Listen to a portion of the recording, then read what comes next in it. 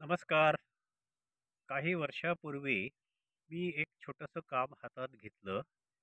तुकाराम महाराजांची जी अभंग गाथा आहे, त्यातले 4,500 अभंग इंग्रजीमध्ये भाषांतर करण्याचं काम मी सुरू केलं. आतापर्यंत माझे 1,000 अभंग भाषांतर करून झाले आहेत.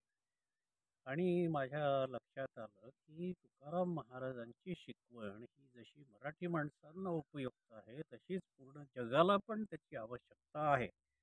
आणि म्हणून माझ्या हे जेव्हा लक्षात आलं की हे फक्त मराठीतच उपलब्ध आहे, म्हणून मी ते भाषांतर करायला सुरुवात केली. आणि माझी 2 पुस्तकं प्रकाशित झाली आहेत, त्याबद्दल तुम्हाला माहिती असेलच. तर हे सगळं पुस्तकामध्येच फक्त मर्यादित राहायला नकोत अभंग. ते आम्हाला आपल्या गायनामध्ये, आपल्या पठणामध्ये, आपल्या वाचनामध्ये पण आले पाहिजेत.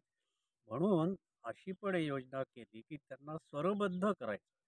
जे अभंग ज्यांच्यावरती अजूनपर्यंत गाणी तयार झाली नाहीत, असे अभंग निवडून त्यांना स्वरबद्ध करायचं, अशी पण योजना चालू केली.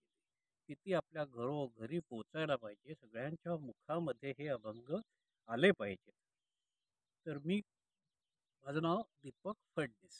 तुकाराम महाराजांचा मी एक अनुयायी, भक्त आणि त्यांच्या शिकवणीचा प्रवक्ता. तर अभंग एकोज म्हणून आम्ही जे फेसबुक पेज तयार केलं आहे, त्यामध्ये मी आहे, यशोदा बुधकर आमची सून ती आहे, आणि खूप इतर उत्साही लोक आहेत, आणि अजून नवीन नवीन मंडळी येत आहेत.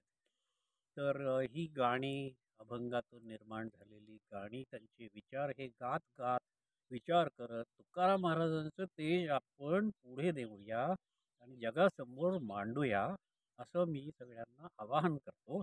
आणि आमच्या अभंग एकोज या पेजला नक्की फॉलो करा, आमच्या पोस्टना लाईक करा, आणि आमच्या पोस्ट सगळ्या तुमच्या मित्रांबरोबर, नातेवाईकांबरोबर शेअर करा. हीच विनंती. धन्यवाद. बाय.